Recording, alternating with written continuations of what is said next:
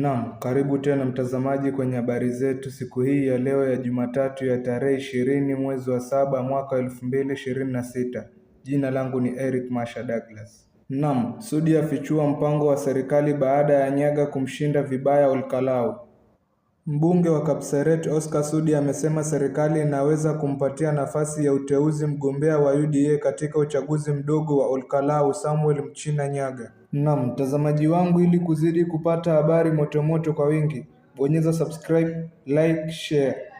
Mgombea wa DCP Sami Douglas Kamau Waweru alimshinda Nyaga kwa tofauti ya karibu kura 30,000 katika uchaguzi huo uliovutia hisia za wengi. Sudi alikuwa miongoni mwa viongozi wa kwanza waandamizi wa UDA kukubali hadharani kushindwa kwa chama hicho baada ya matokeo hayo kutafsiriwa kama pigo kwa chama katika eneo la Mlima Kenya. Mbunge wa Kapseret Oscar Sudi amependekeza kuwa serikali inaweza kumpa uteuzi wa umma Samuel Mchina Nyaga, mgombea wa United Democratic Alliance aliyeshindwa katika uchaguzi mdogo wa ubunge wa Olkalau, akisema serikali ni kubwa vya kutosha kuwapa nafasi viongozi wanaojitolea kwa ajili ya chama.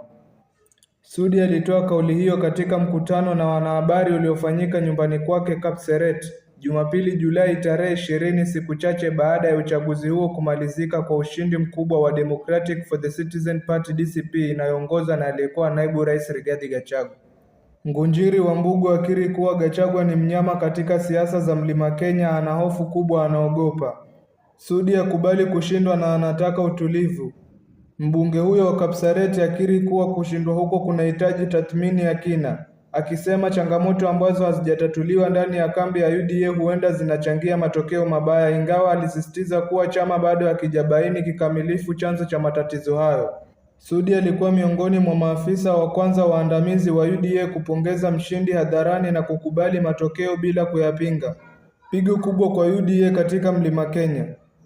Uchaguzi mdogo wa Olkalau umesababishwa na kifo cha aliyekuwa mbunge David Kiaraho na kwa haraka ukageuka kuwa moja ya chaguzi zilizofuatiliwa kwa karibu zaidi nchini Kenya kuelekea uchaguzi mkuu ujao wa mwaka 2027.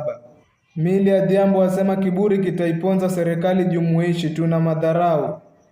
Uchaguzi huo ulitazamwa na wengi kama kipimo cha mapema cha ushawishi wa kisiasa wa aliyekuwa naibu rais Rigathi Gachagua katika eneo la Mlima Kenya. Mgombea wa DCP Sami Douglas Kamau Waweru alishinda kiti hicho kwa kupata kura 35,440 huku Samuel Mchina Nyaga wa UDA akipata kura 5,450, tofauti ya kura 29,990. Idadi ya waliojitokeza kupiga kura ilikuwa takriban 57%. UDA ilikuwa imewekeza nguvu kubwa katika kampeni hizo, ikiwapeleka viongozi waandamizi wa chama wakiwemo washirika wa Rais William Ruto, makatibu wa wizara pamoja na wabunge kadhaa kufanya kampeni katika eneo bunge hilo. Naam, mtazamaji wangu, ili kuzidi kupata habari motomoto kwa wingi, bonyeza subscribe, like, share.